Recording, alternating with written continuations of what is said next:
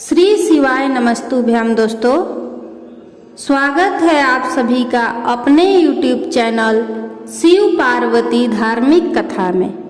आज सोमवार का दिन है और सोमवार का दिन भगवान भोलेनाथ को समर्पित होता है। आज के दिन भक्त भोलेनाथ को प्रसन्न करने के लिए विशेष पूजा अर्चना करते हैं।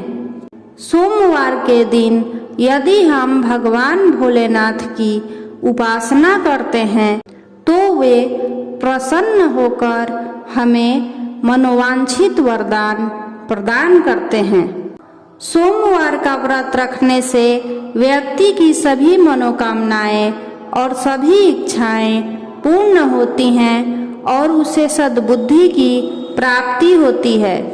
नारद पुराण के अनुसार सोमवार व्रत में व्यक्ति को प्रातः स्नान करके शिव जी को जल और बेलपत्र चढ़ाना चाहिए तथा भगवान भोलेनाथ और माता पार्वती की पूजा करनी चाहिए।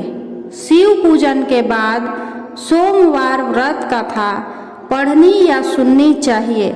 इसके बाद केवल एक समय ही भोजन करना चाहिए। सोमवार का व्रत दिन के तीसरे पहर तक होता है, मतलब सोमवार का व्रत शाम तक रखा जाता है। जो लोग सोमवार का व्रत रखते हैं उन्हें भगवान भोलेनाथ की विशेष कृपा प्राप्त होती है। तो आइए सुनते हैं सोमवार व्रत कथा। एक समय की बात है, किसी नगर में एक साहूकार रहता था। उसके घर में धन की कोई कमी नहीं थी, लेकिन उसकी कोई संतान नहीं थी। इस कारण वह बहुत दुखी था। पुत्र प्राप्ति के लिए वह प्रत्येक सोमवार व्रत रखता था और पूरी श्रद्धा के साथ शिव मंदिर जाकर भगवान शिव और माता पार्वती जी की पूजा करता था।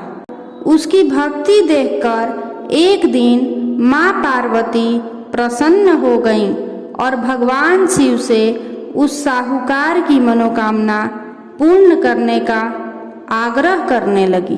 पार्वती जी की इच्छा सुनकर भगवान शिव ने कहा कि हे पार्वती, इस संसार में हर प्राणी को उसके कर्मों का फल मिलता है और जिसके भाग्य में जो होता है उसे भोगना ही पड़ता है।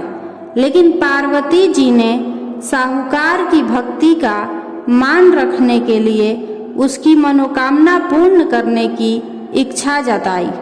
माता पार्वती के आग्रह पर शिव जी ने साहूकार को पुत्र प्राप्ति का वरदान तो दिया, लेकिन साथ ही यह भी कहा कि उसके बालक की आयु केवल 12 वर्ष होगी। माता पार्वती और भगवान शिव की बातचीत को साहूकार सुन रहा था। उसे ना तो इस बात की खुशी थी और ना ही दुख। वह पहले की भांति शिव जी की पूजा करता रहा। कुछ समय के बाद साहूकार के घर एक पुत्र का जन्म हुआ। जब वह बालक 11 वर्ष का हुआ तो साहूकार ने उसे पढ़ने के लिए काशी भेज दिया।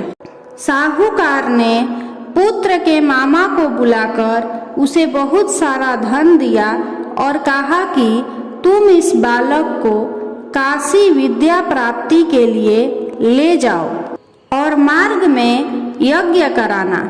जहाँ भी यज्ञ कराओ वहाँ ब्राह्मणों को भोजन कराते और दक्षिणा देते हुए जाना।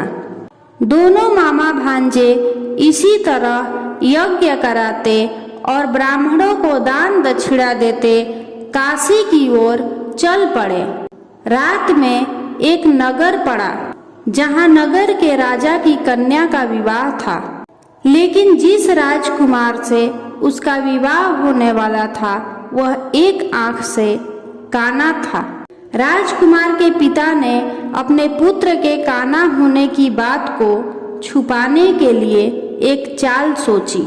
साहूकार के पुत्र को देखकर उसके मन में एक विचार आया।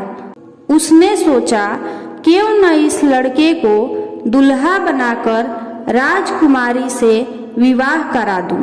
विवाह के बाद इसको बहुत सा धन देकर विदा कर दूंगा और राजकुमारी को अपने नगर ले जाऊंगा।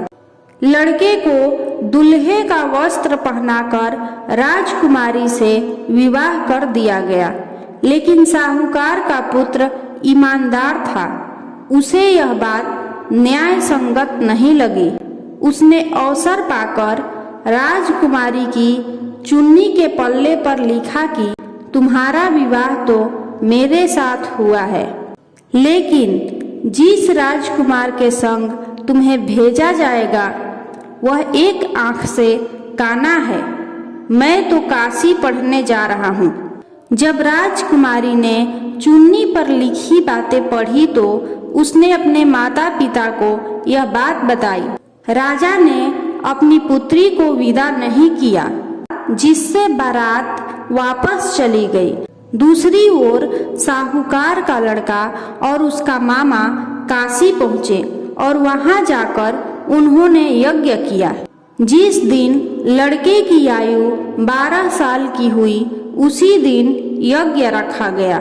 लड़के ने अपने मामा से कहा कि मेरी तबीयत कुछ ठीक नहीं है। मामा ने कहा कि तुम अंदर जाकर सो जाओ।